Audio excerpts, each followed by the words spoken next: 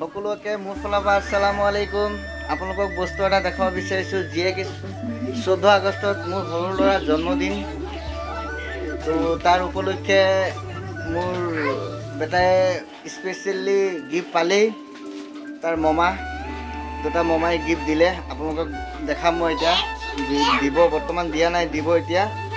তো যিয়ে কি নহওক মোৰ ল'ৰাৰ কাৰণে আপোনালোকে দোৱা কৰিব আৰু আশীৰ্বাদ কৰিব যে জীৱনত ভাল মানুহ এজন বনাব পাৰোঁ আৰু তেওঁলোকৰ যে ভাল মানুহ পঢ়া লিখা কৰি বনে।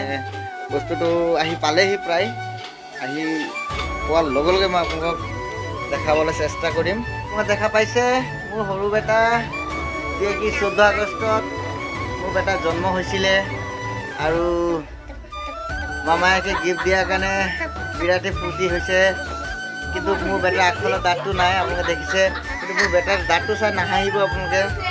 বেটাৰ দাঁতটো লাগি আছে, দেখিছে আপোনালোকে, দাঁতটো দেখাইছে। এইয়া ইতিমধ্যে মোৰ ল'ৰাৰ কাৰণে গিফ্টটো আহি পালেই। এতিয়া মোৰ চালাই গিফ্ট দিব, মই আপোনালোকক দেখাম, আপোনালোকে চাব, ডাইৰেক্ট চকু দি চাব। তো যিয়ে কি নহওক মোৰ বেটা কিন্তু ফূৰ্তি হৈছে, বাকী মানুহ কান্দক, কোনো কথা নাই। যোৱা বেটা যোৱা, গিফ্টটো লোৱা কেতিয়া এইটো পাইছে, দেখিছে আপোনালোকে, গিফ্ট পাই গ'লে। এয়া চাইকেল, এয়া সৰু, এইটো ডাঙৰ।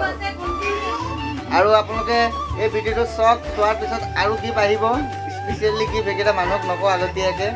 তো যিয়ে কি নহওক চাইকেলটো স্পেচিয়েল আহিলেই, বাকী দিয়ে ঠিক নহয়। ড্ৰাইভৰ কিন্তু বিৰাট ফূৰ্তি হৈছে, তামাম চলাব ড্ৰাইভৰে। এই দেখিছে, এয়া ষ্টাৰ্ট হ'লেই, ঘৰৰ ভিতৰতে চলাব, ৰাস্তা দৰকাৰেই নাই।